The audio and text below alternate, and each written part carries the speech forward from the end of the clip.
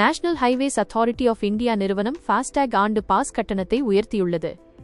2026 முதல் 27 நிதியாண்டிற்காக ஏப்ரல் 1, 2026 முதல் கட்டணம் ரூ.3000 ரூ.3075 உயர்கிறது. இந்த உயர்வு தேசிய நெடுஞ்சாலை கட்டண விதிகள் 2008 இன் படி அமல்படுத்தப்பட்டுள்ளது.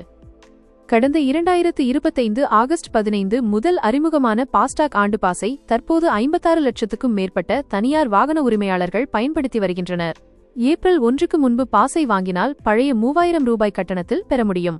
இந்த ஆண்டு பாஸை ராஜ்மார்க் யாத்ரா மொபைல் செயலி அல்லது NHAI அதிகாரப்பூர்வ இணையதளம் மூலம் ஆன்லைனில் வாங்கலாம்.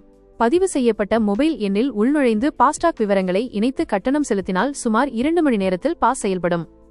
இந்த பாஸ் மூலம் ஒவ்வொரு முறை ரீசார்ஜ் செய்யாமல் ஒருமுறை கட்டணம் செலுத்தி சுங்கச்சாவடிகளை கடக்கலாம். இது ஒரு ஆண்டு அல்லது 200 முறை சுங்கச்சாவடி கடக்கும் வரை செல்லுபடியாகும். நாடு முழுவதும் சுமார் 1150 சுங்கச்சாவடிகளில் பயன்படுத்தலாம். இந்த வசதி தனியார் வாகனங்களுக்கு மட்டும் வழங்கப்படுகிறது.